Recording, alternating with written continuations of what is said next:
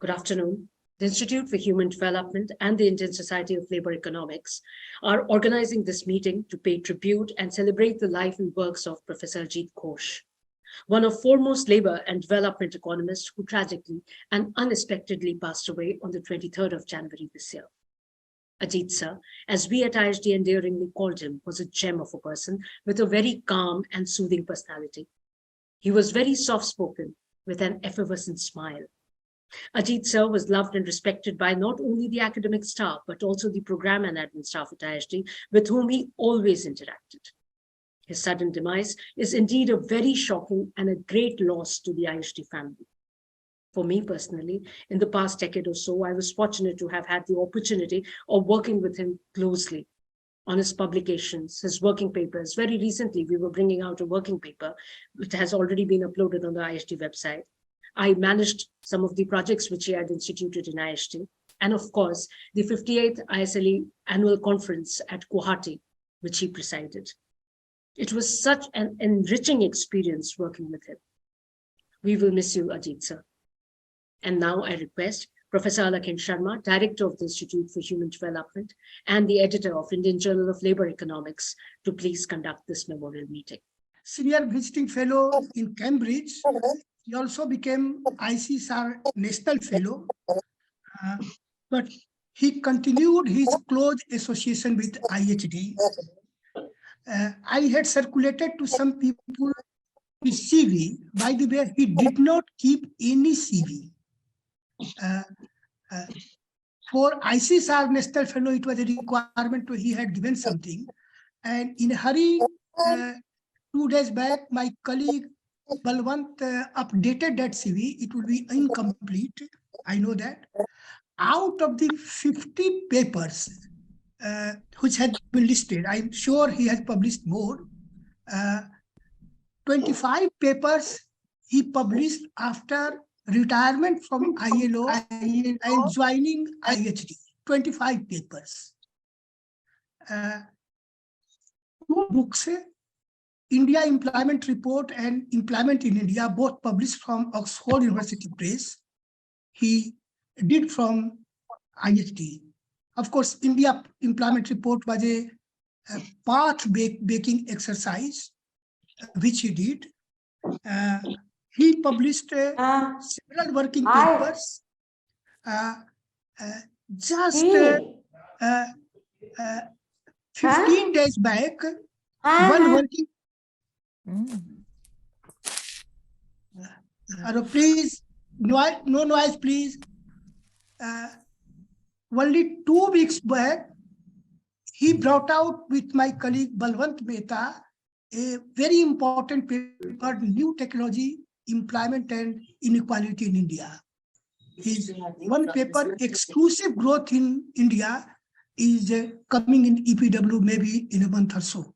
So he has been so productive and always. I would request all the people present here to kindly keep their mics on mute. Thank you very much. So I'm not going to. I'm not going to elaborate all on this work. Many of you, I have no time. With Indian Society of Labor Economics also, he was closely associated. Since '94, he has published something like 12 papers in Indian Journal of Labor Economics.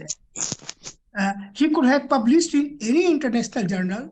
Earlier, he published in Cambridge Journal, World Development, Oxford Economic Papers. But since '94, and also 4 papers in Indian Journal of Human Development, IHD Journal. He always helped IHD, Indian Society of Labor Economics. Indian Society of Labor Economics, I think since '94, '95, he was a regular participant. He became conference president. He gave a Vishing Memorial Lecture. He also gave one of the keynote addresses. So all that, I'm not going into all the details. As all of you know, he was a calm, quiet, not a person who used to advertise him anyway. But many of the younger colleagues who met him in IHD or IJLE, he always encouraged them. Any person who used to write to him for help, he would help, respond his mail. So he was that kind of person. Many of his personalities, many people don't know. He was greatly interested in art, literature, history, and one could have a big discussion with him on these topics. So friends, I'm not taking, I noticed the presence of his daughter Paroma. I understand that Ruchira has also joined. And I thank all of you for joining in large numbers, his friends. Friends, we have around 1 hour and 25 minutes left. I have a list of around 15 persons to speak. But many of his friends and former colleagues are here. I would like that after these persons who speak, I will request them to take up to 4 minutes maximum, or between 3 to 4 minutes earlier I had requested, so that the other people who have joined and who was not in my list just now may also speak. So these 15 persons, I am requesting them to, in my list, I have kept them in alphabetical order by their first name. So may I request Ashwani Seth, again, his very close friend from Cambridge days, and also one of his earliest articles in 1976, he published in World Development with Ashwani. So Ashwani, can you speak for up to 4 minutes? Your tribute. Thank you, Alak. I wish you had gone from Z upwards to A and not from A to Z. Trying to catch my thoughts. Every time I think I can catch my thoughts on Ajit, they again disappear into the cosmos. This remarkable and unsurprising outpouring of affection and appreciation for Ajit. It takes me to a comment which Paul Streeton once made to me. I'd written a little obituary on Sanjay Lal, who had worked with Paul. Paul actually was the one who appointed Ajit at Queen Elizabeth House when he went from Cambridge. He knew him very well. And actually, it was Paul Streeton, who was he had started World Development, who saw the paper that Ajit and I wrote on Bhaduri, Amit Bhaduri. I mean, and Amit Da is also probably somewhere in this. And Paul said that, look, I like your obituary and so on, but don't you think, he said, that it would be so much more appropriate if all the sentiments in the obituaries were expressed when the person was alive, who could then feel the warmth of the affection, of the love, and have a chance to reflect and respond to any questions about their work. This was Paul, and those things have stayed with me forever. I think we are more than 100 maybe, thinking about Ajit, and you can see the extent of affection. I mean, the words which Priyanka and Alak have already said, they take most of the things that I feel, and I'm sure you all feel. A gem of a person, soft-spoken, modest, retiring, with such a fine analytical mind, balanced, not given to exaggeration, provocation, even in our discipline at the worst of times, couldn't take fools lightly, but wouldn't argue and fight, would walk away with a smile. The smile has been spoken of, we all remember that. He was also very independent, could be very obstinate in his work. He knew what he wanted to say and do. And I think the only two persons that I know who managed to somehow get him to do things that he would not have preferred not to do. I think one of them is dear Paroma, and the other, I think, is Alak. Alak got him to do things, and he would always say, "Kya kare?" अब अलग साहब कह रहे हैं तो मुझे भाई कह रहा तो मुझे करना पड़ेगा. I will have to do it. So I think this was his deep association with IHD, which has been mentioned already. But he was very independent-minded, and that shows up in his work. Can be unfashionable. He didn't kowtow out to things in the least bit.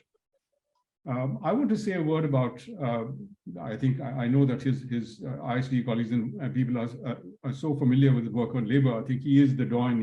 It reminds me of Popola Saab, T.S. Popola, and before that V.V. Singh, and of course Alak is there, and so many of all of you. But I think Ajit has made a massive contribution in a cumulative way to our understanding of labor and employment in India and globally.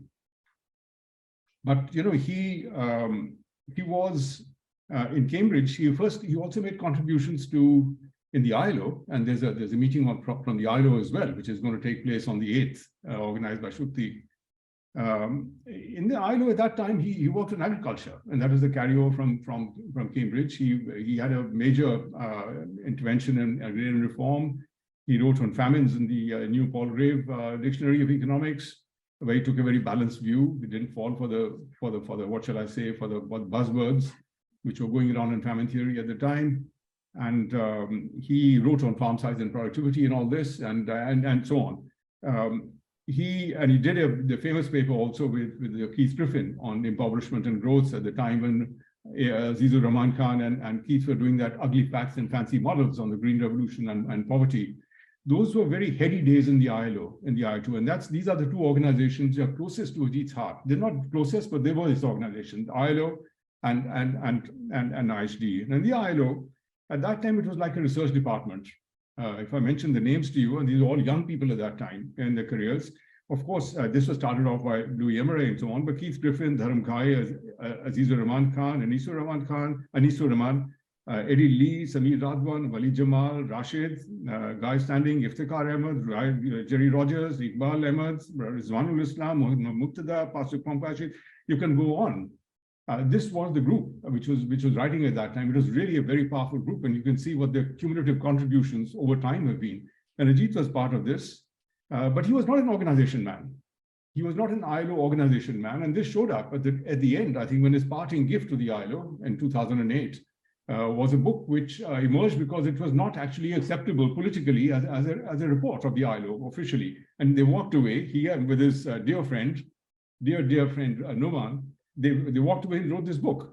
And I also want to say to you that before that, he's worked on many other things on development theory. And I think I see Kaushik here. Kaushik was very closely involved with all that.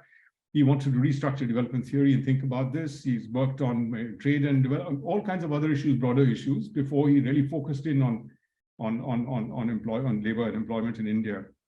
I think that he had a certain subversive streak in him as well. He was not an organization man.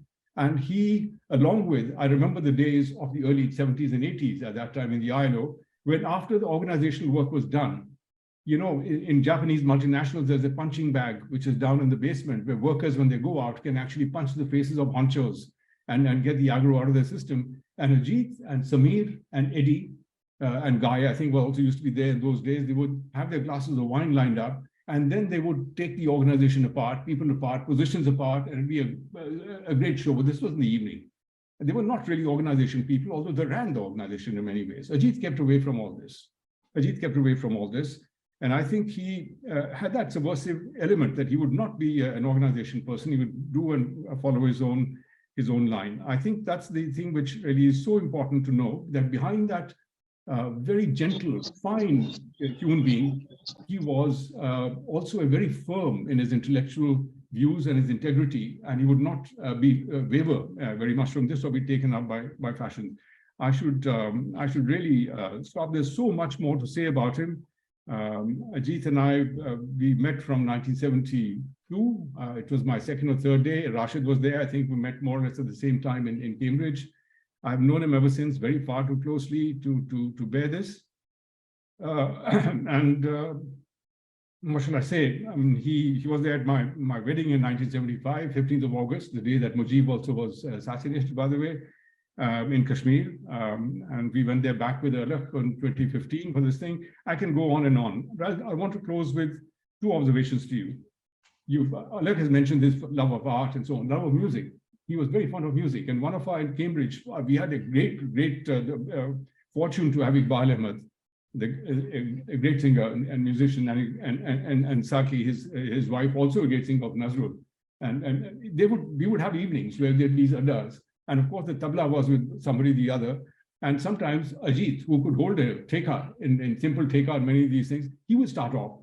And the funny thing was, of course, that Ajit, we know, takes his time on everything. Everything has to be done a bit slowly. His breakfast would take 1 hour and so on. He'd wake up early and so on. So it would take our start. And as Iqbal sang, and this beautiful, mellifluous voice of Iqbal came around, and with Rabindra Sangeet, Ajit's head would start going from way to way, this way, and the lay would go down, like a 78 record going to about 60. And all of a sudden, Iqbal would be in panic, saying, "Oh, Ajit da," something like this.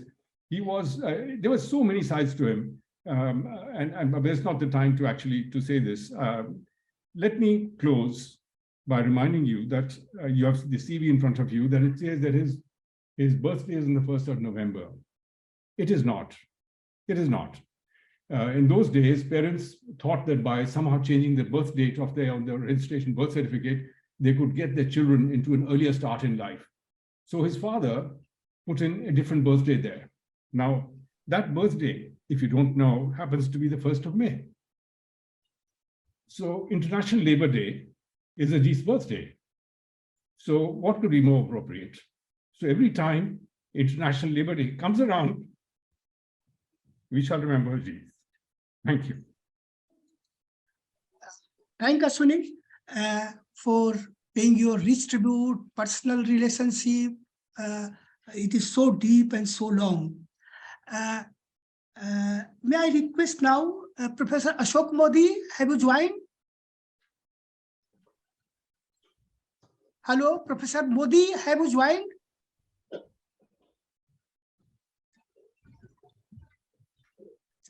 Anyway, Professor Ashok Modi from Princeton, he's my second in my list. Probably he had not joined. It is only 5:30 in the morning in United States. So can I request Vishwajit Chatterjee, a former professor of economics, Yadop University, former vice president of Indian Society of Labour Economics, who became a good friend of Ajit in the Indian Society of Labour Economics. Vishwajit, your tribute? Yeah. Thank you, Alak. I came to know of Ajit through Deepak Mazumdar. Deepak Mazumdar told me that here is a man who is not only a labor economist, but also a development economist. And he's well trained in economic theory and development economics. So when I first met Ajit in ISLE, we became friends. We became friends and we had interactions a lot of times. The other things about Ajit is his smile, his slow nature, his humble and very amiable personality. These are all of us know it. The only point that I would like to mention is that whenever Ajit used to write, he used to go his employment report. Indian employment report is a classic example of his understanding of that process of development and of employment that is going on with applications of the principles of development economics. He used to place the position of labor in the process of development. That was a remarkable one. So we had very good personal relations, even outside IHD and ISLE. We used to correspond and exchange our notes. So I pay my tribute to Ajit. Long live Ajit. Thank you.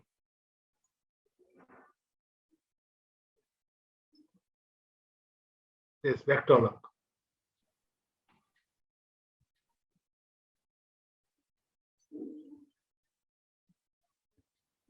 Next, I finished.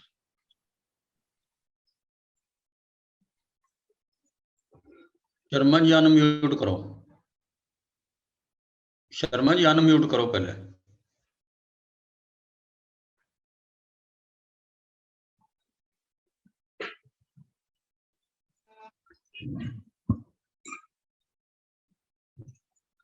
Sorry, there was some disturbance. Now I request Professor Ashok Modi, who is a Charles and Rowinston visiting professor at School of Public and International Affairs in Princeton University. He has been an admirer of Ajit's work. And by the way, as you know, Ajit died on 23rd of January. And I understand that he had a lunch with him in his house on 21st January. But Dr. Ajit Kr used to tell me about his association, about his work of Professor Modi. You know, Professor Modi has recently brought out a book, India Broken, which is a people betrayed independence to today, which is now widely in circulation. I appreciate that we have requested him to join at a very odd time, 5:30 in the morning. So, Professor Modi, your tribute. Thank you very much, Professor Ale. In the last few days, I was reading some of Ajit Ghosh's interviews with the business press.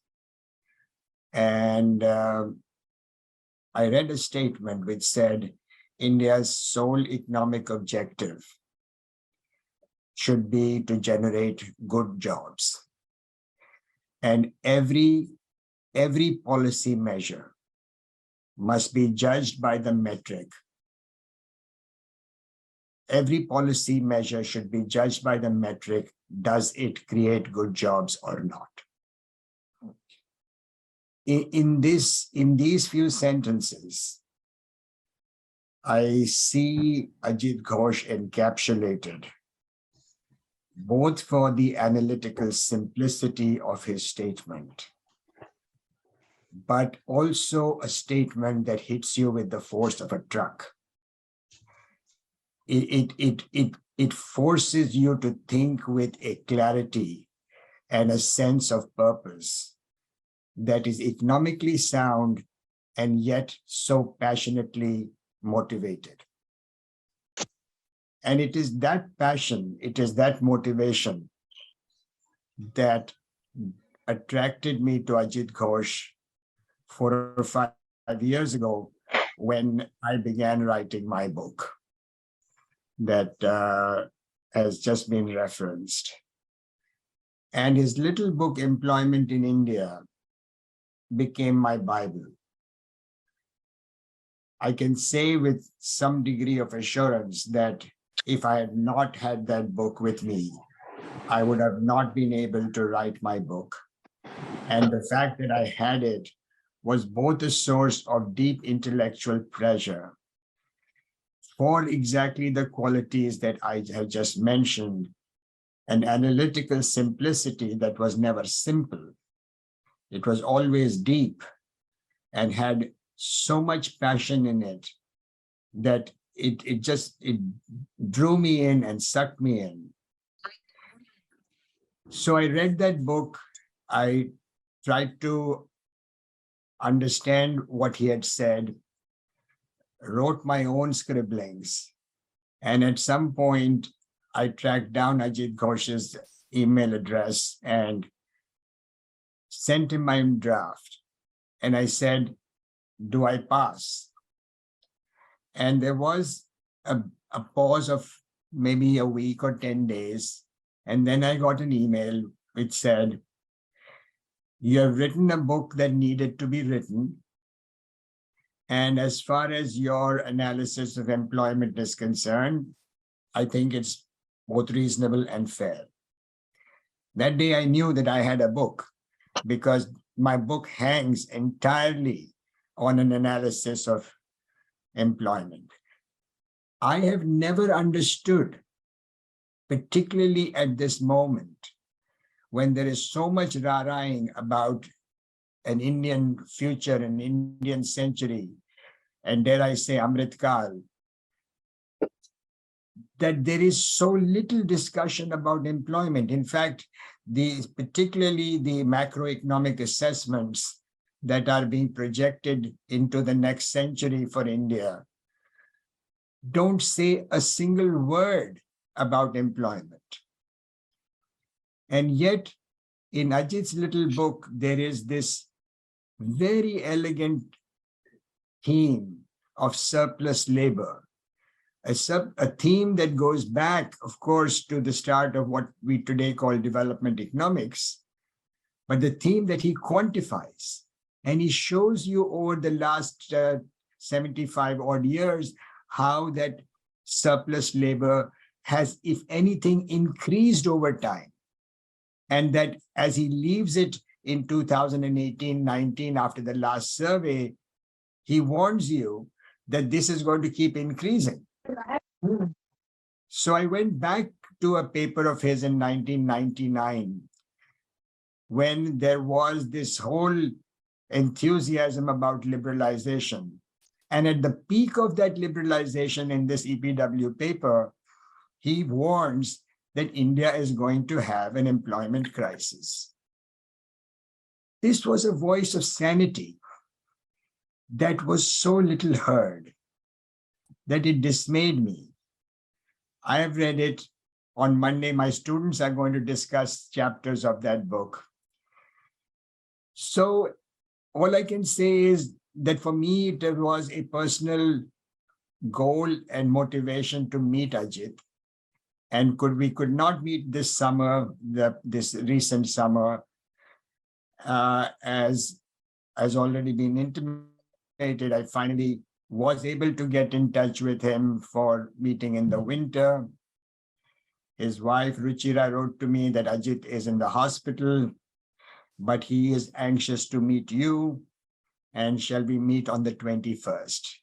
And so it did happen that I went to Chitranjan Park, and I spent a good 4 hours talking to him, to Ruchira, to Paroma.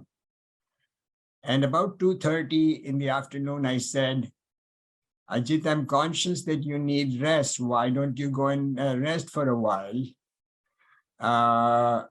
I'm happy to now, bring this to an end. And he said, no, that's fine. And so he continued till about 10 minutes after 4, at which point I got up and I stood next to him as I was leaving. And I wanted to say something nice to him, and I couldn't think of what I should say. So I just blurted out, Ajit, I'm going to assert that I am your greatest fan.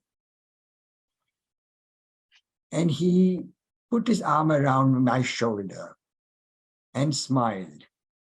And all I can say is that the touch of that hand will forever remain on my shoulder. And that smile will always remain in my heart.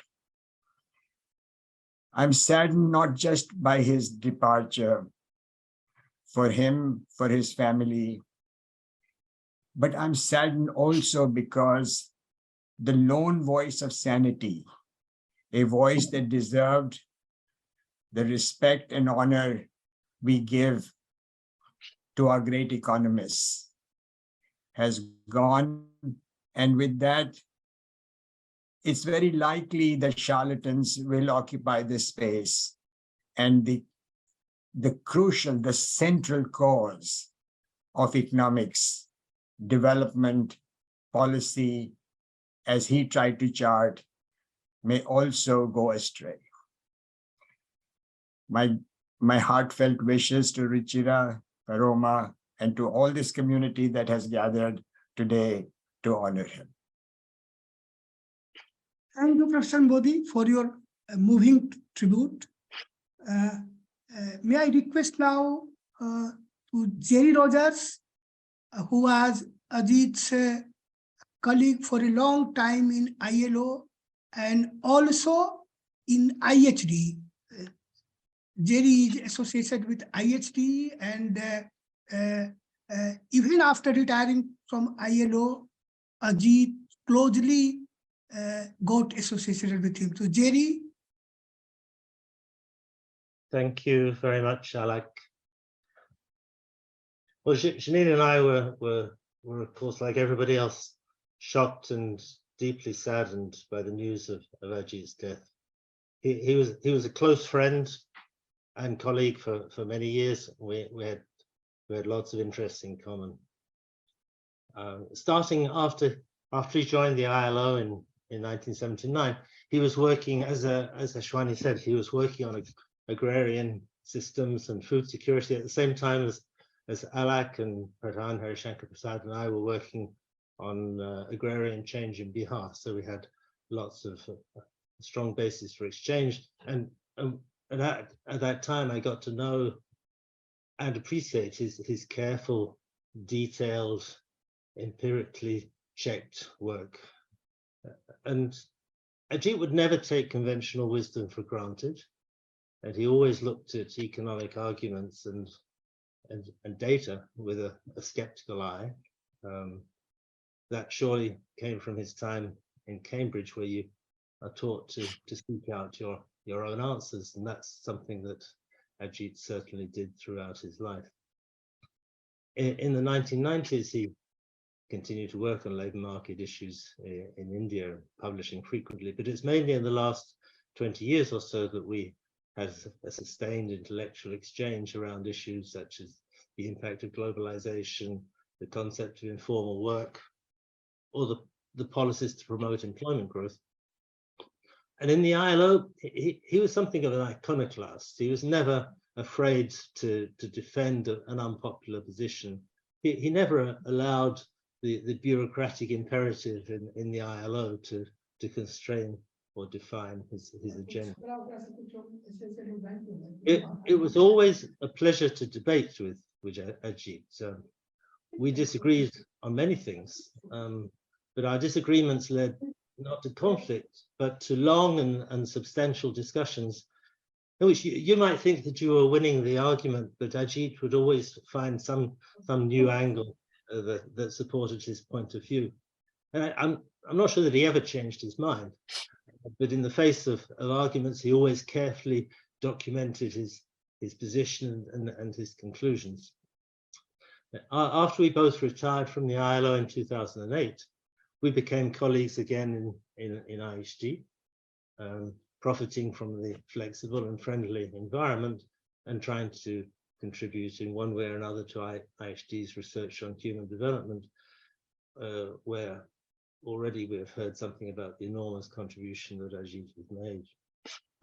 And again, we had frequent and enjoyable exchanges around employment and labor policies in India, on issues such as the connections between macroeconomic and employment policies, the sectoral challenges in manufacturing and services. And his little book that Professor Modi has already referred to on employment in India, published in the Oxford India short introduction series 2 or 3 years ago, it gives a concise and very clear overview of his understanding of the subject, which I think is an extremely useful basic reference to understand where Ajit was coming from, what he was trying to say, the message of his work. Well, there's so much more to say, but we don't have time.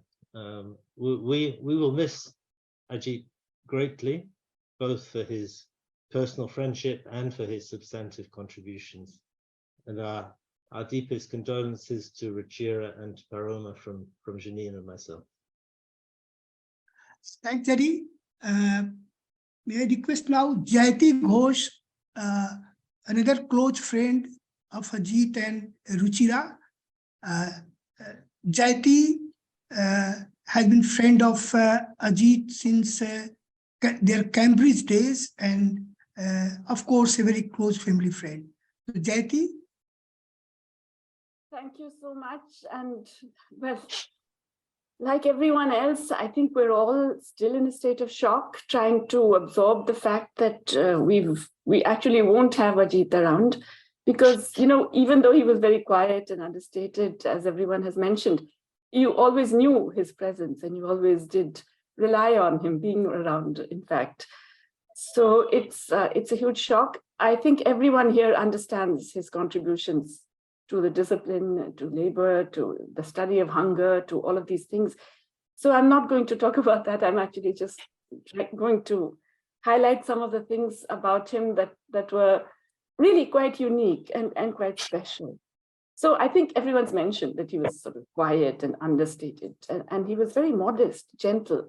But, you know, honestly, he was also quite stubborn. And I think Ruchi and Porama will bear me out on this. He was someone who took a while to develop a position, but then he held on to it.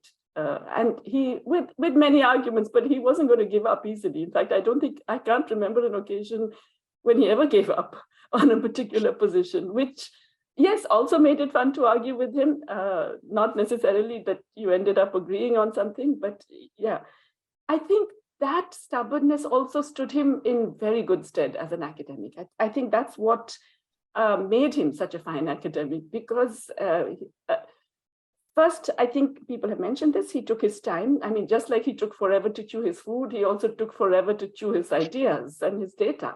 He actually didn't rush to hasty conclusions. He wasn't going to be swayed by what his friends thought or what his enemies thought or what anybody thought. He was going to come to his own assessment and analysis. And then when he did, he held to it.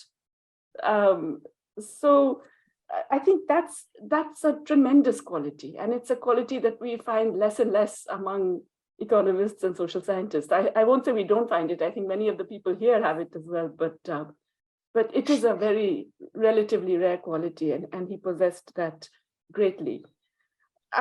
He was also, you know, because of his own particular experience of his own life experience and the tremendous trauma that he and his family went through when they had to leave their residence and flee really for their lives. I think he recognized the importance of material security for so many people, and a lot of his research was really oriented around that. The focus on employment was not just because work is a significant thing, but because he emphasized the role that can play in delivering material security. I've had many arguments with Ajit because he didn't recognize unpaid work in the way that he should have, also because he didn't do very much of it, let's also admit. But he also told me once that, in fact, you know, what I am underplaying, and what he recognized much more, is how significant employment is for material security. And that's why it is so critical that it has to be of a particular kind and type. And that therefore, looking at things like unpaid work was perhaps among the things that he thought, you know, foolish women economists tended to focus too much on. I think also that he was, because of the past, but because of his own, he was certainly a lover of the fine things of life. Music, definitely art, yes. Cinemas, I think less so. Anything American, definitely never. But also, you know, good food, good wine. I mean, he loved all these things, and he loved to enjoy them with the company that he valued. And he didn't really like to enjoy them. In fact, he didn't enjoy them in company that he didn't value. So I think that's another specific feature of his. I keep remembering, it's not just his, you know, the kindness that everybody talked about, but the generosity that was also very underplayed in his life. He was extremely generous in materially, but also in other ways. And it continued all through his life. In the last years of my own husband's life, they were very good friends. He would visit very often, and they would just sit around together and argue and discuss and hold forth at great length, and also sometimes smoke when they weren't supposed to. And I think that meant a lot, certainly to my own husband, Abhijit. It made a big difference to him that there was this friend who was around and available, whom he felt he related to directly. And Ajit would always make himself available for that. And that I think was very important for him. And finally, I just want to mention that he also had a very sly sense of humor. He was, he was good and modest and all of that kind of thing, but he was also quite good at cutting people down to size in his own way, in a very gentle, but also in a quite sometimes acerbic way, and with a lot of humor. So yes, I mean, it's foolish to say we'll miss him, because of course we will all miss him, but it's still hard to imagine that he's not with us. Thanks. Thanks, Jayati. May I request now Professor Kaushik Basu, another close friend of Ajit, Ruchira, and also Alka, who has also joined the meeting. They are very close friends of Ajit. So, Kaushik, can you pay your tribute, please? Thank you very much, Alak.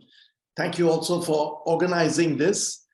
It is really a tribute to Ajit that I see so many friends from so many years ago gathered here. It's a shame that we are gathered on the occasion to remember Ajit. For me, the personal sadness becomes immense because, unlike what Ashoka said, we had Alka and I had arrived in India and we were planning to meet Ajit, going back and forth with Ruchira. And this is life. We set a date too late that we would drop by to sit and chat and catch up from the olden days, but that did not happen. Time intervened, Ajit passed away.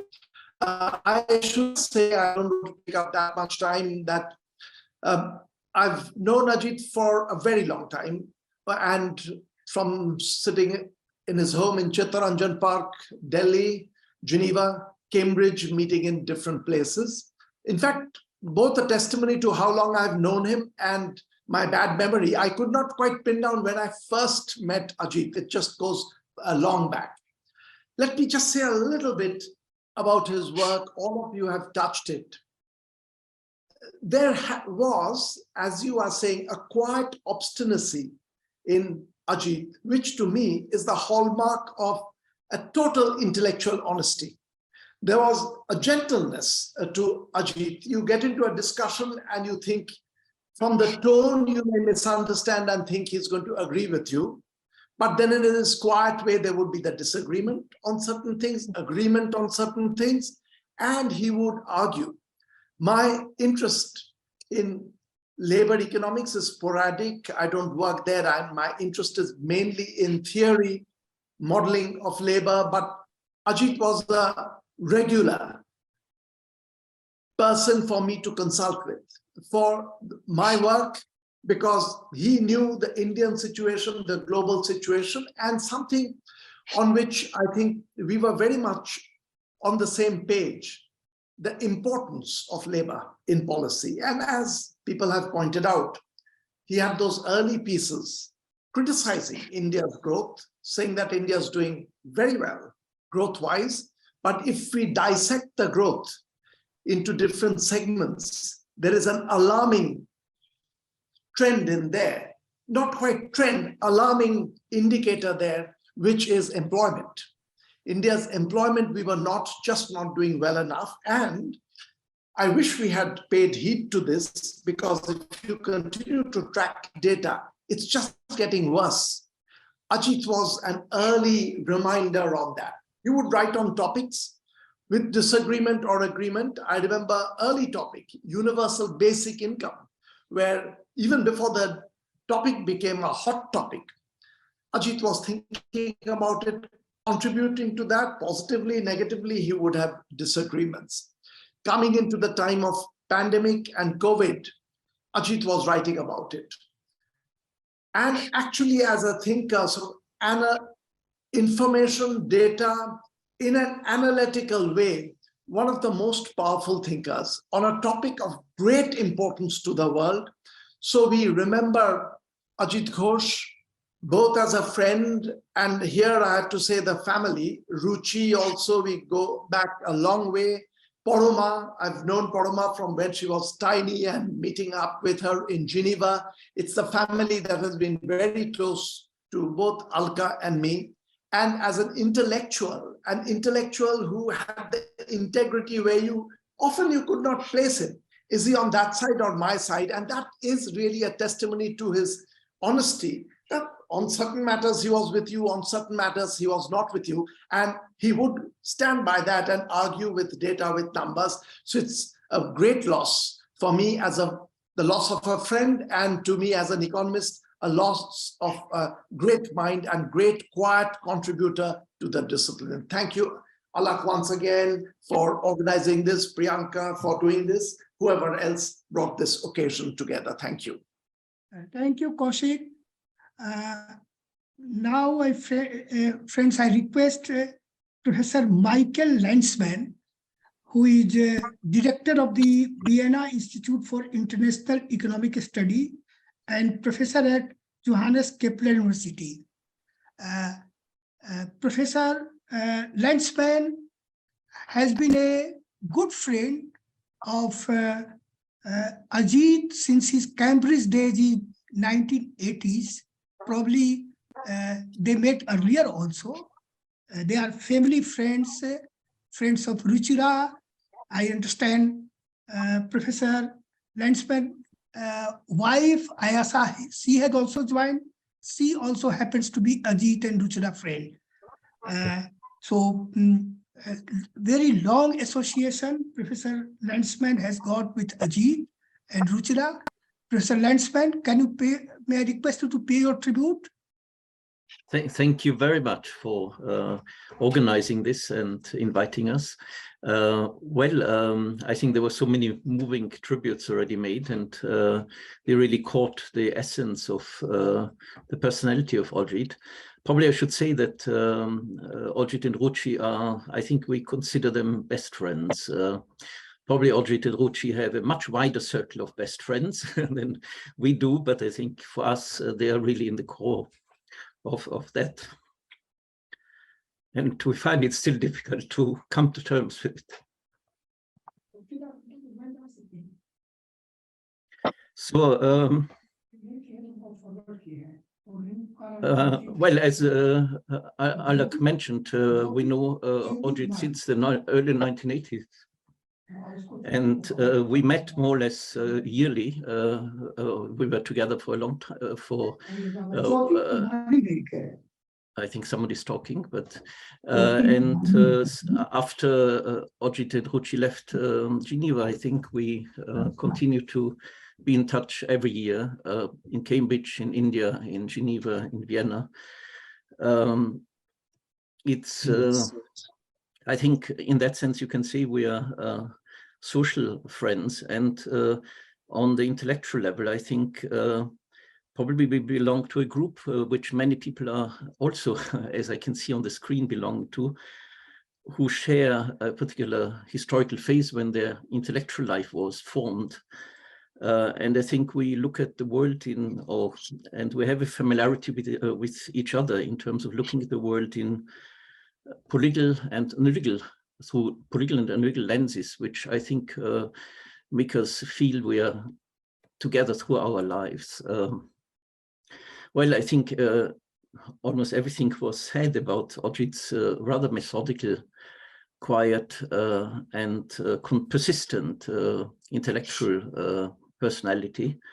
I myself, I'm not a labor economist or a development economist, but I think we still shared a very strong feeling of how we should look in structural terms at development processes, not only of developing countries, but also at global developments. And I think probably I can say that Ajit also appreciated the many discussions we had of how to develop a way of looking at structural developments globally. Probably the background is a Cambridge background, probably in Ajit's case, also the structural features of early development economics was complementary, but it was a sort of Caldorian view of the world where in development processes, sectoral structures which feed into employment structures, which feed into productivity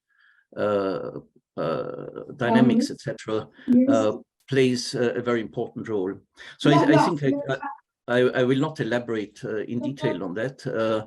I just want to say that I think the simplicity, but also clarity of the way Ajit was thinking. And I think in that sense, probably different from Kaushik was mentioning there were disagreements and agreements. I think at least in the intellectual analytical approach, I think there was complete concordance, I think, in the way Ajit was talking about.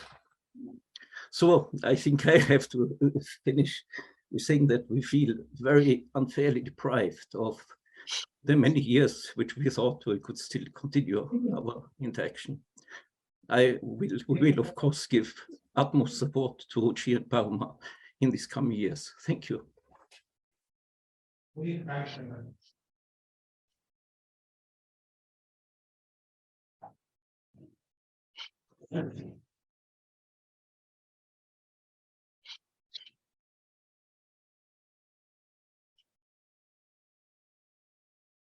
Hello? Professor Landsberg? I'm done. Thank you very much. Yeah, thank you. May I request now Professor Mahendra Deo, who has been Vice Chancellor of Indira Gandhi Institute, Conference President of the Indian Society of Labor Economics, and a close friend of Ajit in the Indian Society of Labor Economics and IHD. Professor Mahendra Deo.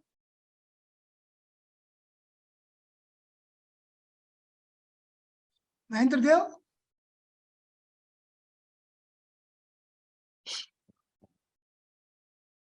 Mahendra Deo is here? He had joined. He's not among the participants, so maybe you could. No, he was there, but anyway. So now I call Dr. Muktada, again a very close friend of Ajit in ILO for several years, to pay his tribute. Dr. Muktada? Dr. Muktada, can you hear me? I see that he has joined. Seems there's a problem with his microphone, sir. Yeah. Hello? Yeah, please go on. Dr. Muktada, can you hear me?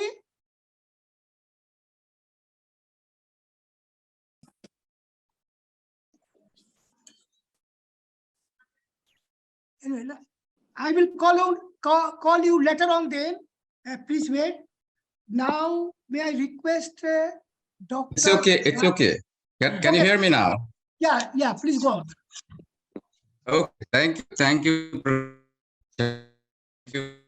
organizing this meeting, allowing us to pay tributes to great scholar of labor economics, employment and development economics. Hello, yes. So, well, I wish I could give my allotted 4 minutes to Ashwani's set, because, he really spoke our mind and his emotions for all of us. Ajit Kr, I used to call him endearingly Ajit Da, an elder brother, a friend, a colleague, and a mentor. Our association friendship spanned more than 4 decades. Well, not in one stretch, but in 3 stints, in Cambridge, in Delhi, and in Geneva. And even after retirement, Ajit and Ruchi, they both have been visiting Geneva regularly, not only for visiting Paroma, their daughter, but also we used to meet in the clinics as much as we used to meet in the coffee shops, because both he, Ruchi, I, and my wife were regular visitors to the clinic in Geneva. We had countless coffee meetings with Ajit on trivial matters, seriously academic matters, and every time I came out the wiser person. And as Ashwani said and Jayati said, he used to love reciting poems. And I trust every single Tagore poem he used to know by heart. And he used to bring out the more sarcastic ones, the satirical ones, whenever he was in bad mood, particularly at the ILO.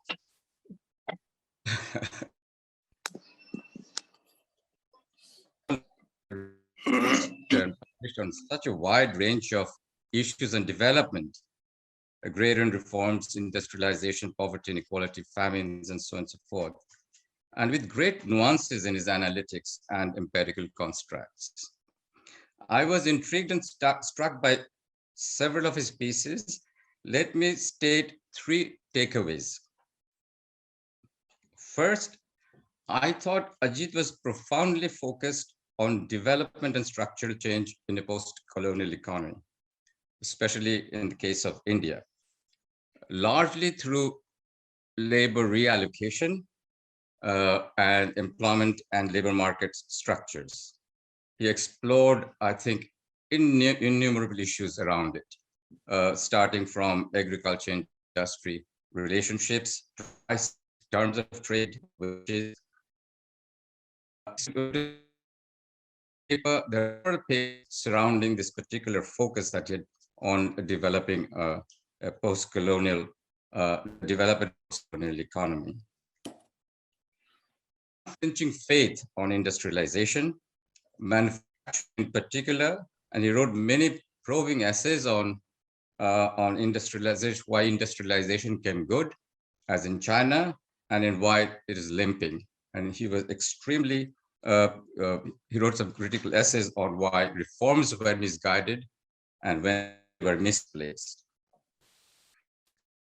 He appreciated and was influenced by his analytical work on employment, labor market, and informal sector.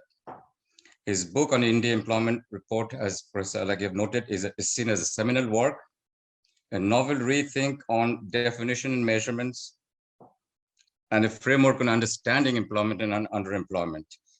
And in this regard, even as recent as 3 months ago, I had a discussion with him of how to use his methodology in the context of Bangladesh. Because as you know, the official statistics there show that unemployment is less than 4% and underemployment is equally around 4%. So this is not a tenable sort of a construct. So he was trying to advise me on how to go about and do a reconstruct of the data with assumptions and so on and so forth. I was equally struck by his innovative approaches to the informal sector. He questioned, as in the case of many other issues, the received wisdom on the informal sector, that it is a sector of squalor, petty production, poor working conditions. And he is, with his innovative estimates of productivity, efficiency, and working conditions, he has redefined the status and functioning of the informal sector, to my mind, which has also complemented his work on unemployment and underemployment. Thirdly, he had some forceful reflections, implicit, explicit, on institutional dimensions of employment generation. He was convinced that employment on a large scale came through appropriate policies, not through or fiats and not with staggering. I mean, he acknowledged importance. Nevertheless, he thought it is appropriate policies that would bring about the required rate of employment. The knowledge of ILO's tripartite partners, the employers, the workers group, and the government. By government, it always meant labor. Was very skeptical about the ability to promote employment that was required in a large labor surplus economy. disappointed at the inadequate presence of macro and trade economists in ILO's work on employment. From time to time, there was a global job crisis. The ILO and the IMF used to get together and form joint committees. Both of us were members in some of them.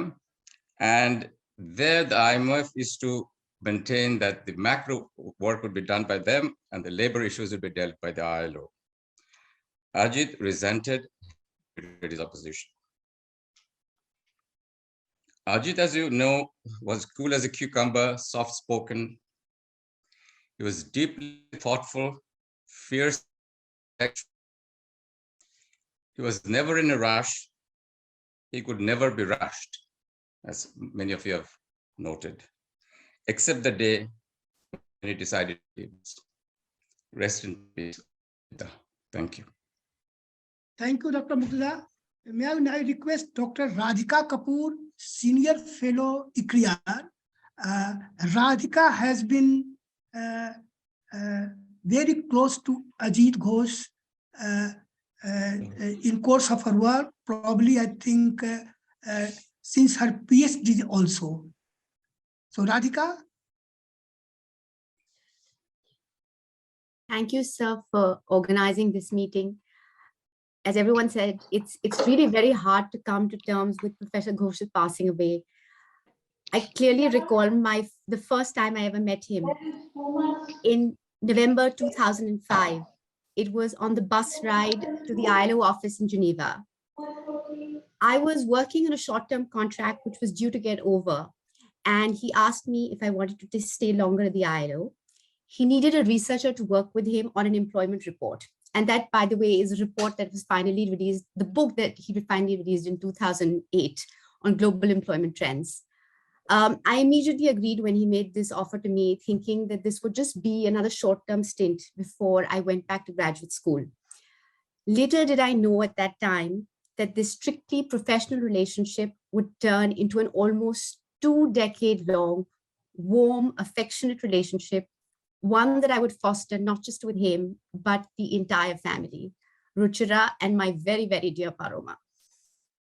There's so much that's been said about him, his unassuming personality, his humility and his brilliance by his contemporaries and colleagues. As a younger researcher who had the good fortune of working with him, I must add that over and above all of this, he was the most incredibly generous and supportive mentor any youngster could ask for. Generous with his advice, supportive, always willing to listen and provide thoughtful responses. Even until last year, every time I would approach him with an article I had written and seek advice, he would patiently take time out and give me detailed feedback. He would make very subtle but important points, raising issues that pushed me to think about issues that really, really mattered. He shaped and enriched not only my understanding of important economic issues through his exceptionally lucid work, be it his EPW articles, his India Employment Report, his masterly book Employment in India, but that of many other young scholars working on the subject. His vast body of intellectual work is a real treasure trove for future generations. While I learned so much about him from about labor markets from him, what I also learned from him was the virtue of patience in doing thoughtful research. Ever so often, young empirical researchers like me, when I had just finished my master's and joined him to work, are in a tearing hurry to apply econometric tools, get some results, write papers and publish, without adequately applying their mind to whether they're asking the right questions to begin with. This was something I learned from him. In fact, I recall taking graphs to his office in the ILO, and he would spend hours staring at them, trying to analyze what those graphs were telling him. And I would often doubt myself, thinking that I had made some serious errors in preparing those graphs. So one day I finally went over to Noman's room, who was a very, very dear friend of his. And I asked him, look, am I doing something wrong? Why does he spend so much time staring at these graphs? Can you please check? He said, no, don't worry. That's just how he works. He spends so much time getting the basic facts, the basic data right before he actually applies his framework to those figures. But patience, not just in research, but patience in life is also something that I learned from him. He continued to remain in touch with me and follow up on my PhD studies even after I left Geneva. As I went through multiple supervisor changes during my PhD, he kept me motivated, calmly explaining that this was a part of bumpy graduate student life. In fact, I recall that one day when I was sitting in my office at the LSE crying, all set to give up my PhD, Ruchira happened to call me as she was visiting her family in London. And I told her that I was about to quit the PhD and I had booked my ticket to go back to India. Later that evening, I got a call from Professor Ghose. His sane advice was a godsend. And I think one of the main reasons that I did not give up the PhD and just took a short sabbatical and came back to complete it was because of him. We all need help and support sometimes in our lives because no one is truly self-sufficient at all stages. It often starts with our family, but there are many others who support and encourage us in our journey. They are true mentors. I will forever be grateful to Professor Ghose for his guidance, support, and affection. Our paths crossed for a reason, and for that, I will always be thankful. Thank you. Thank you, Radhika, for your moving tribute. May I now request Dr. Rashid Amjad, another close friend since his Cambridge days and of course also in ILO. Thank you, Sharwata. I was thinking of the days we spent together, and I went back to 1972 when a group of South Asian economists joined and were started work on their PhDs at Cambridge.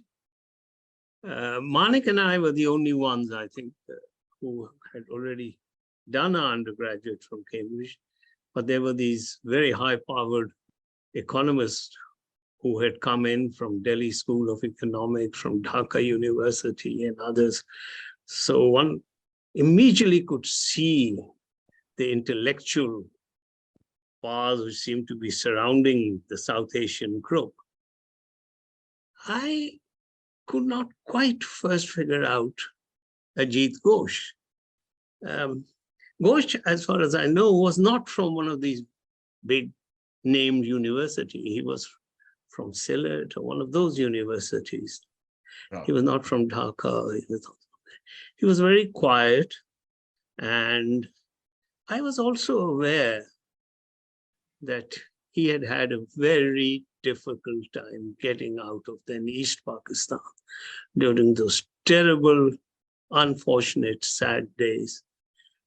And one day in the Bhatri said, hello, Ajit, and we talked about it. And I think Jayati mentioned that trauma, but nobody quite knows the detail of it. I mean, he faced the death squad and he said, just next morning, they let me free. I couldn't quite understand why it happened. So, but he never ever mentioned it later on. But it must have affected his thinking. The other thing which struck me was that he would always think through his argument. Well, I was perhaps a bit quick to take off on an argument. He would reflect on it, think on it. He was the one person I learned, he was more Cambridge than Cambridge. He always thought through an argument from first principles. And he was very clear on where he was going. Soon after this meeting, suddenly the research room was abuzz. I said, what's happened? Oh my God, they said, have you not heard? Two of the chaps who just joined the PhD program have found a mistake in Amit Baduri's article in the Economic Journal. I said, what? Amit Baduri, that big name in mathematics? Yes. I said, who are the two people? Ashwini Seth and Ajit Kr. They had found a flaw in his argument in an article published in the Economics Journal.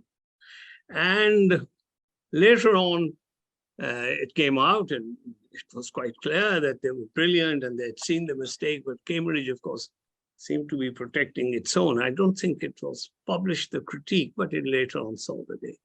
But that's when I first got an idea of Ashwini, whom I knew very well, the intellectual of these three economists, Ajit Kr, Manik, and Ashwini. I think it has been my privilege and pleasure to have known them in my lifetime, and I see two of them gone, and it's a very sad moment to reflect. Anytime you wanted, you were stuck in a thesis, you said, Ghosh Babu. I think Ghosh Babu was a term which Ashwini used to call him, and I used to also call Ghosh Babu, come along. And he would discuss anything with you. Their earlier work was not on industry. Their earlier work was, if I can remember, was on tenancy and agrarian change. And Ashwini, Manik, and Ajit were all working on this subject. I was working on industry. So I didn't directly see their work, although I knew that later on a lot of it was published. But it was in the ILO that I started looking at his work on labor and employment. Now, those of us who spent a lifetime on employment and labor understand the complexity which Muqtada also mentioned about measuring employment. And he was not prepared to accept, like Muqtada said, unemployment rate is 6% or underemployment. He went right into the details. And the only book which he ever sent me was a book on employment in India. I mean, we were such close friends, we never sent articles or books to him. But he sent me that particular book. And I must say, his understanding of the complexity of a developing country's labor market and of the immensely complex problems of measurement of employment. Very few people had that kind of grip on it, I think, as Ajit Kr did. I was lucky that just before we were in Geneva, and in September, Kr was there also. So we spent some time together. He was looking good, Ruchira, and we spent 2 or 3 evenings together. So it was a real shock for me when I learned that after this, that he. But let me end on a slightly softer note. I used to tease Ajit all the time. You know, Ajit was a charmer. He could charm anyone. And he was a charming personality. And we used to always be envious that, you know, he had a group of very, very charming friends. So I used to joke with him. Whenever I went to Cambridge, I say, Ghosh Babu, give me your address book. I'll also check up on some of the phone numbers. Oh, Rashid, why do you keep bringing this up? They must be grandmothers now. Why do you keep saying this? And it was all in good fun. But let me end by saying that the only woman he loved, and he loved her from the day he saw her, was Ruchira. And he was happiest when she was there, and he looked relaxed. And I'm so fortunate that I had a chance that our last meeting, both of them were there.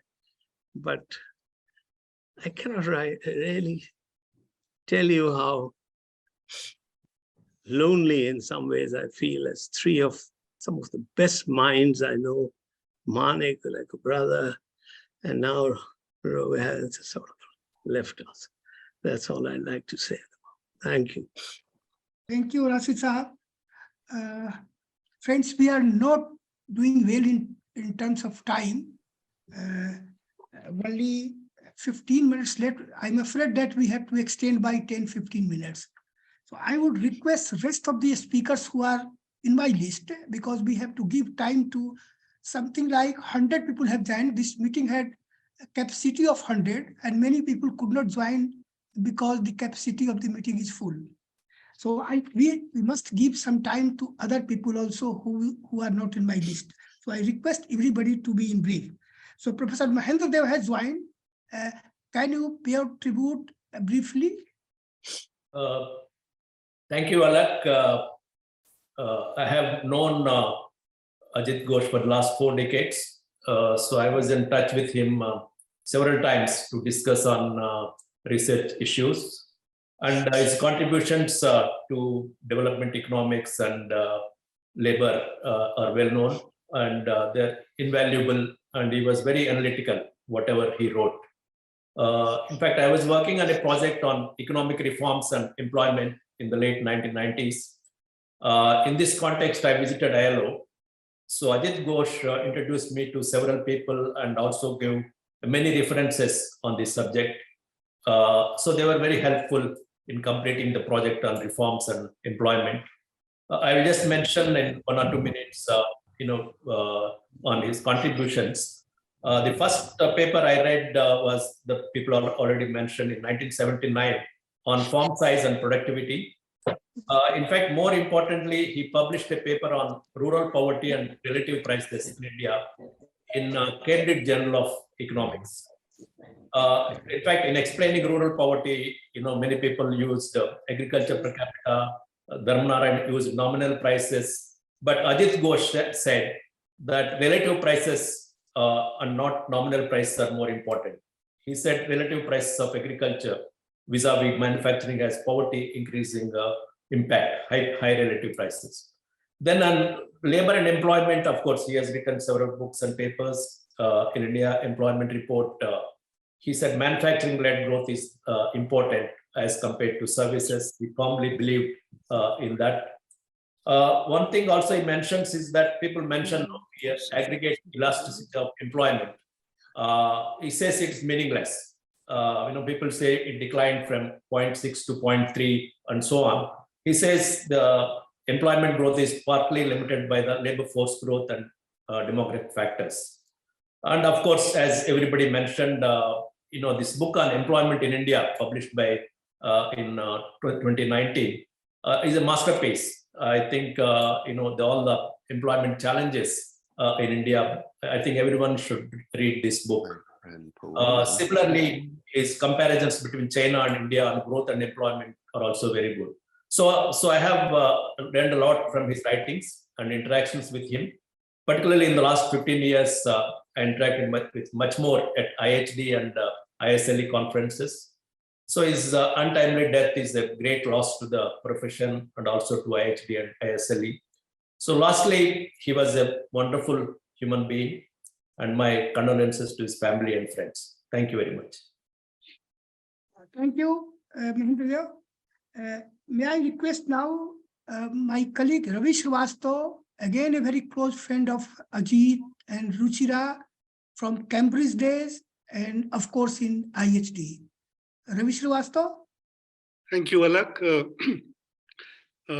As you know, as Rashid pointed out, this trio, Abhijit, Ashwani, and Ajit, were really my points of reference when I joined Cambridge, because I was also working on agrarian change and agrarian transition. And I met Ajit soon afterwards in the early 80s in Cambridge, followed up his work subsequently, his earlier work as well as his work in ILO. His departure, his passing away came as a rude shock, not only to me, but I know all friends at IHD, because we were looking forward. We thought that his surgery and his recuperation, small period of recuperation thereafter, would be just a brief break from his work in IHD, and he would be back to advise us on the India Employment Report and other issues, but that was not to be. As many colleagues here have pointed out, he was a wonderful person, very genial, very soft-spoken. I mean, quite a bit of the time we worked, we wished that he spoke louder. He was so soft most of the time, and he always took his time to make up, to say something and to come to a conclusion. But of course, he was so thoroughly resolute. Once he had thought things through, he was so thoroughly resolute in what he decided. His integrity and his commitment to his work and his personal life was really enormous. I think those of us who are around him, actually, most people learned very much from him, not only from what he did, but also how he did it. As people have pointed out, he had a particular style of working, particular style of reaching conclusions. And all of us, whether we differed with him or we agreed with him, learned a lot from his style of work. He had many sides to him, as many of you have pointed out. He also had a very quirky sense of humor. I visited him in May 1987 in Geneva after I think a few weeks after I had submitted my thesis in Cambridge, and I stayed with him. And this side of his humor came up ever so often. And this underlaid humor, this underlaid, the way he looked at differences, always with a sense of not just geniality, but the way he looked at the whole world with as I said, basically, sense of tolerance, a sense of humor. And it underlaid everything he did. For those of us who are more impatient than he is, this was a great lesson to learn. It's a great shock to his going away, is a great shock to us. My condolences to Ruchi and Paroma, and of course to his larger family who is here with us today. Thank you, Alak. Thank you, Ravi. Now I request Dr. Rizwanul Islam, another close friend of Ajit, from last maybe more than 4 decades. I understand since early 80s, they were colleagues in ILO also. So Dr. Islam. Thank you. Let me start by thanking the IHD and Dr. Alak Sharma for organizing this event today and for inviting me, giving me an opportunity to speak. I consider it to be an honor and privilege to be able to do so, although I must admit that this news came as a very sudden and a very rude shock to me. We all know that in the last few years, we have lost a number of friends and professional colleagues in India, but Ajit's departure is so sudden that I find it extremely difficult to reconcile with this. I remember having met him at a cafe in Geneva, which was our regular summer event. That was, I think, in the last week of July, 24th July, if I am not mistaken. And we parted by saying that we will meet again next summer.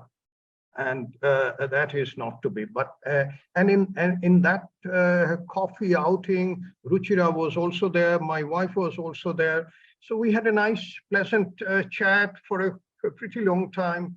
And now comes this news. As Professor Sharma has already mentioned, I must have met Ajit for the first time in the 80s, sometime in the 80s, when I was working for the ILO Asian team in Bangkok. I was going on occasional missions to Geneva, where Ajit was working. And my meetings at that time used to be very brief. But it was only during the early 90s when I was working for the Asian team in Delhi and Ajit was also there, that my real close interaction at the professional level and at the personal level started. And at that time, I realized what a real gem of an economist this soft-spoken person is. The team at that time needed a solid economist, and Ajit provided the perfect fit for that. If he was given a responsibility, you didn't have to worry, the output would be delivered, and you just wait for that.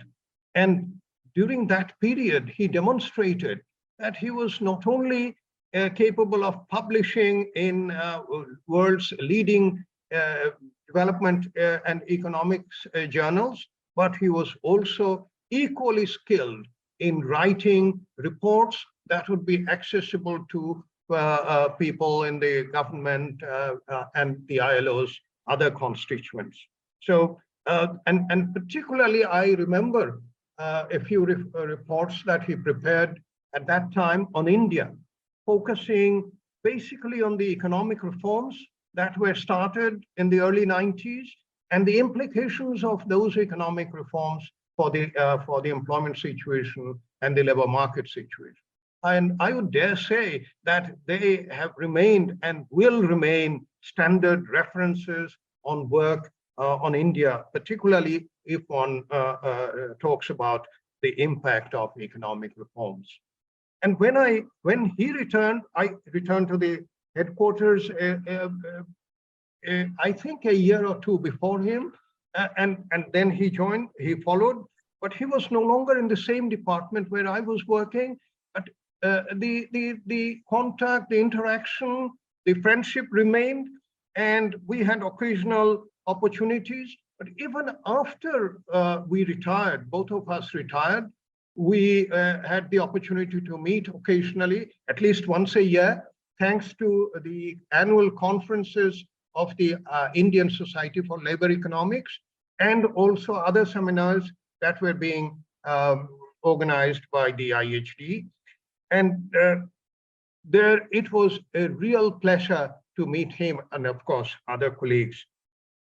And if I were to sum up, other friends have said,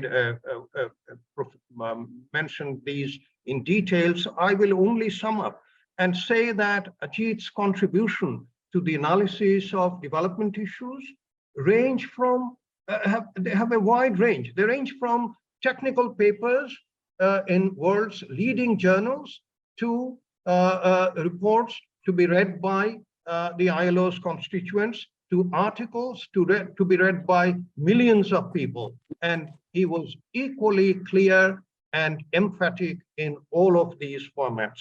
And we can see that all of them bear the imprint of the Ajit Ghosh brand, which we talked about.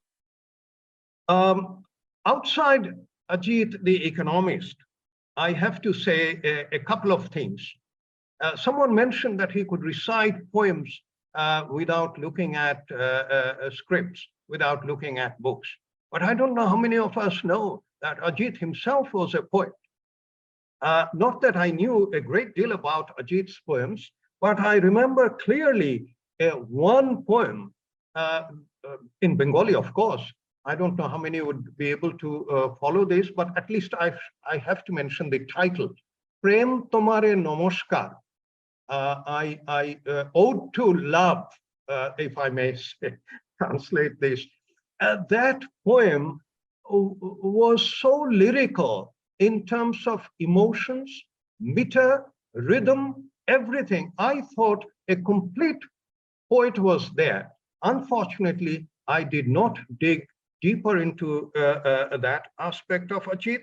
But if any of his friends or family members can trace this particular poem or any other poem, I would very much appreciate getting a copy. By the way, he had published his poems. He's a published poet and published in the famous journal coming out from Kolkata, Desh. And again, on a personal note, I saw him at least on one occasion playing the tabla. I don't know, many of you may be familiar with this. And he was accompanying to another musician friend of ours in an informal gathering. And if I may break this news, Ashwani was also doing that, another tabla player amongst us. And again, perfect in what he was doing. I used to look forward to having this adda every year, every summer in Geneva. But if I'm still around next summer, I will miss him. Rest in peace, my friend. Thank you, Dr. Islam, for giving us so many insights about Ajit, which many of us didn't know. May I now request Dr. Sudipto Mandal, another close friend. Sudipto and I have been talking about his illness when he was hospitalized recently. We are together. Sudipto is a close family friend of Ajit and Ruchira. So Sudipto.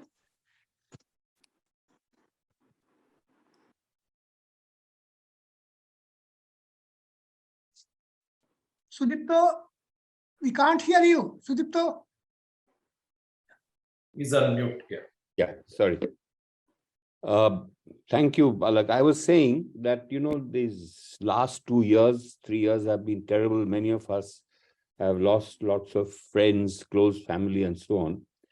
But it was Ajit's passing, which has really been one of the most shocking for me, because as you were just mentioning, after it was discovered that he had some, problem with his heart, there was all this discussion about what to do about it, where to go, should have surgery, not have surgery, do it in Geneva, do it in Delhi, and so on. Anyway, finally had the surgery. The surgery went well. He came out of ICU. He spent a few days in the hospital, came home. He was doing fine. And we thought, it was all behind us. I went to him and we had a very pleasant time together, because I was pulling his leg now that he had a new heart and so on. And then suddenly he was gone. It was such a terrible shock for all of us. As so many of his friends and admirers have said, he was really, he was the ultimate scholar in my view of many of the people I know. He was really a true scholar. Partly it was the doggedness with which he pursued whatever problem he was working on at a particular point of time, and the eye for detail with which he would pursue this.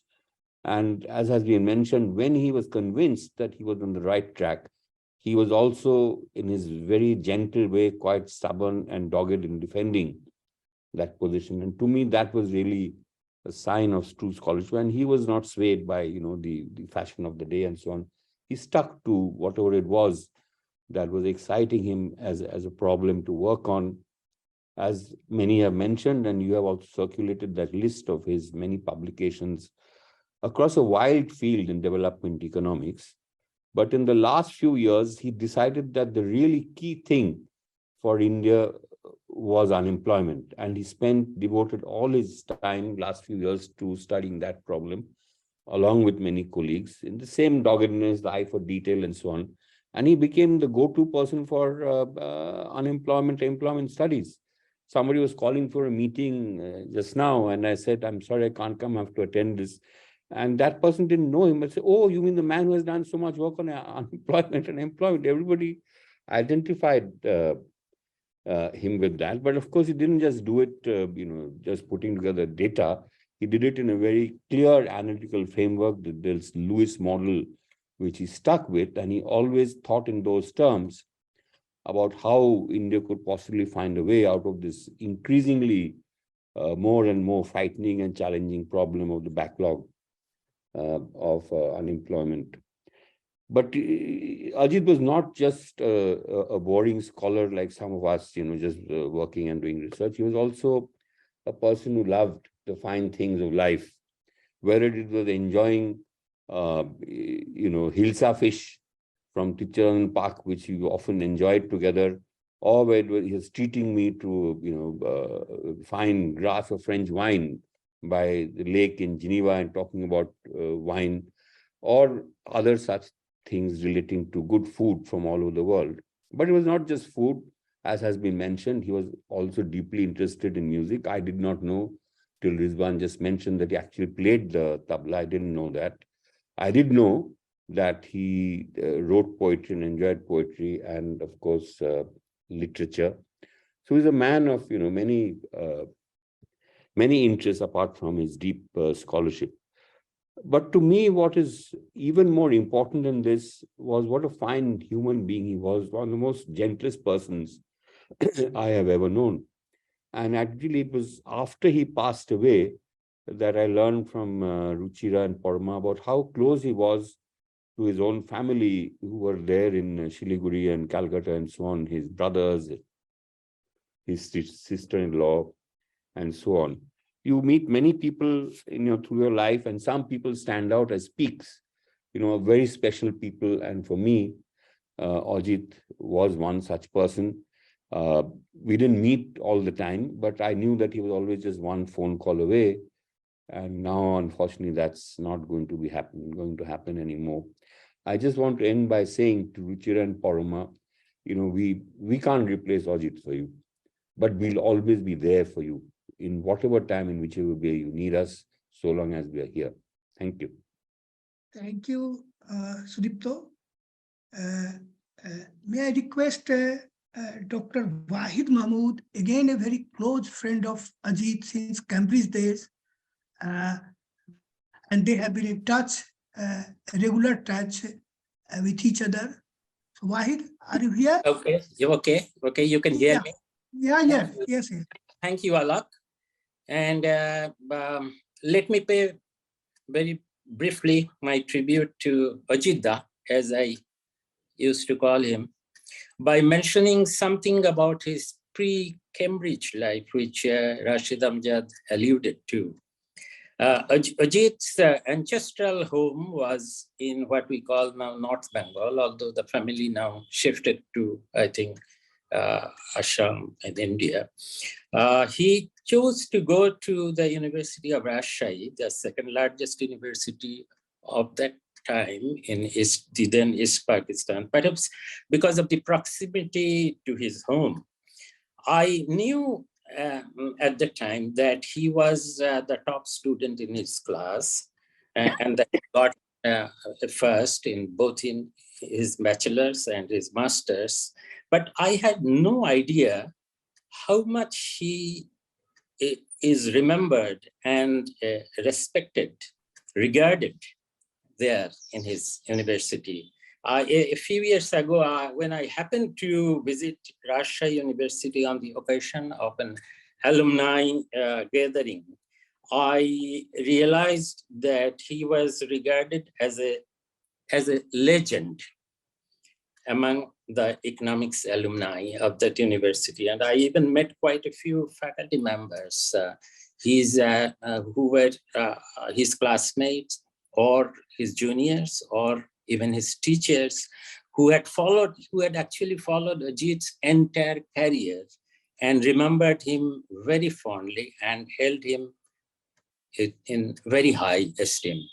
I just will mention another thing. I mean, I now realize, although Rashid said that he never discussed this thing, that how courageous an act and what an accomplishment it was for him to escape the then East Pakistan during the War of Liberation in 1971 and to manage to go to Cambridge that very year. That must have been a remarkable story to tell. Of course, the following year, I went to Cambridge and found him living next to my room in King's College in Cambridge. I say this particularly for Roma, who I think is here, whom I haven't ever met, but I heard a lot about her from her parents, and what a sad occasion now to connect with her. My sincerest condolence to her and to Ruchira. Hi, Ruchira, look after yourself. And let me also take this opportunity to pay my condolences to Jayoti. The news of Abhijit's passing away was a great shock for me. And losing two very close friends at short intervals is just devastating for common friends and one of me. Thank you very much for giving this opportunity to talk, pay my tribute. Thank you. Thank you, Wahid. Friends, we have extended till maybe 7-8 more minutes because I see my listed speakers are over. So whoever wants, I see many people, Dr. Krishnamurthy, other colleagues. So if they want to briefly speak for a minute or two, they are welcome.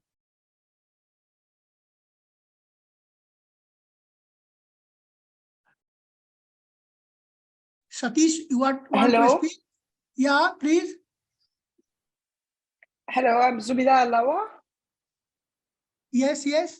Go on. Yes, thank you very much for giving me the opportunity to speak about a dear friend. So I knew Ajit through Ruchi from our Cambridge days when we were graduate there. And everything that I've heard today is what I know about him. I was an economist at the World Bank and a manager later, and through my trips to India, I benefited so much from talking to Ajit and Ruchi, of course. I was very pleased to see also that Ravi, my friend, who is the one who informed me about the sad news, and Jayoti as well. And as a previous speaker said, losing both Manik and Ajit in a few months apart is really a great loss. What I benefited the most from Ajit was that I would come full of energy and ideas about what I understood was the employment issue in India and the growth as well. And of course, going through an evening, Ruchi always organized a nice dinner and got us together with Ravi and Jayoti as well. And I would always leave the room and the house with a much more mature understanding of the issues. And I think his contributions, everybody spoke about his contributions. So I know a few that I was involved in through my discussions with him. But what I would cherish the most is really his kindness, his modesty, the fact that he always welcomed me as if I was the most important person on earth, and so did Ruchi. I only leave with the nice picture of both Ruchi and Ajit saying goodbye to me this past summer when I visited Delhi and had a nice evening with them. I still remember every time I visited when Paroma was little, and we would go through an evening of talking about also bringing up children under the stress of the work that we were doing as well in international organizations. It is a great loss, as was Abhijit as well, and there are no words that can express how I feel losing such a great friend. And I was present from the times when he and Ruchi were together in Cambridge up to now. So even though we didn't see each other all the time, but we saw each other from time to time, and the pandemic kept us apart. But I was so happy that I was able to see them again this past summer, and I hope that I will continue to stay in touch with Ruchi and Paroma. And my deepest condolences to Ajit's family as well, and to Ruchi and Paroma. A great loss. He left too fast and too suddenly. Thank you. Anybody else?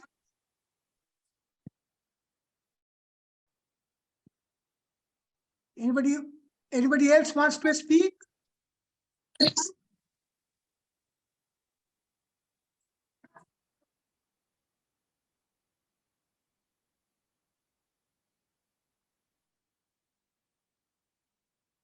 Satish, you want to speak? Yes, please. Yeah, please go on.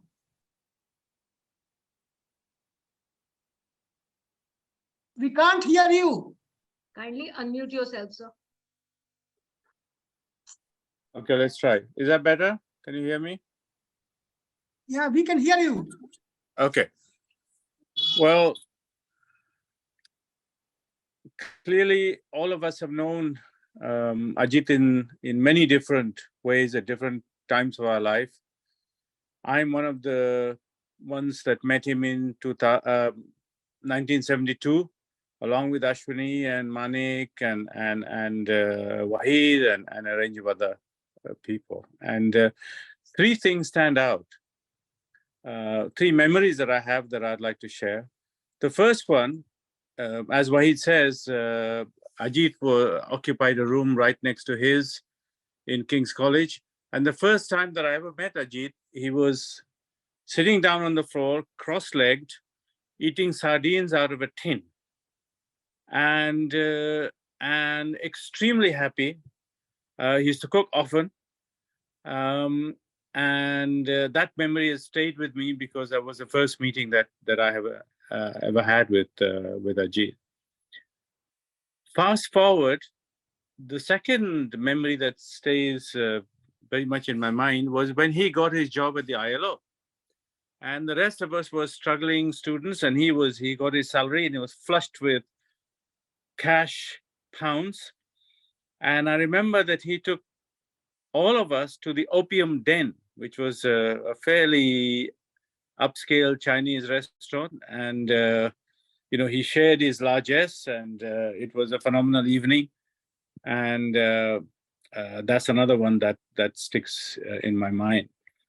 The third one, which describes another characteristic of Ajit, was the frequency with which he used to miss his trains, or simply wake up late, and then he would be taking a taxi to go all the way from Oxford to Heathrow at great cost, and a whole bunch of friends will be helping him organize his visit to the airport, so he doesn't miss his flight. So in a way, all of us in different ways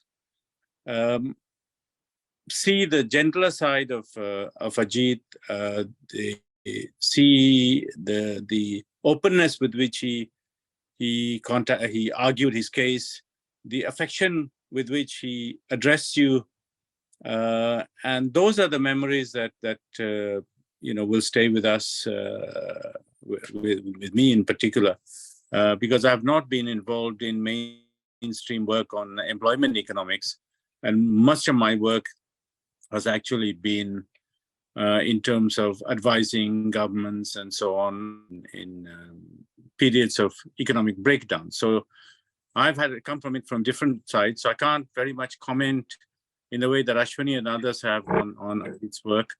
But I do remember him as a class friend. I met him many times when I was at the OECD, traveling to Geneva for all kinds of things. And, you know, there are just too many friends who have passed away in recent years. And we should be grateful for their friendship and for their memory. And my heart goes out to Ruchira and the family. And so, that's all I can really say, but we will remember him always. Thank you. Anybody else? We have 2-3 more minutes.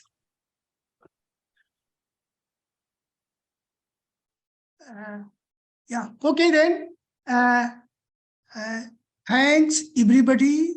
As I said, this memorial meeting had the capacity of 100. And some people, I'm sorry that they could not join because it had reached its full capacity. But its recording will be available. We will share of course, with Ruchira and Paroma. They had joined this meeting. I had told Paroma whether she would like to speak for a minute towards the end, but she said that she won't like to speak, but we'll share this entire recording with her. And of course, Priyanka will place it in appropriate place. So Priyanka, can you close it?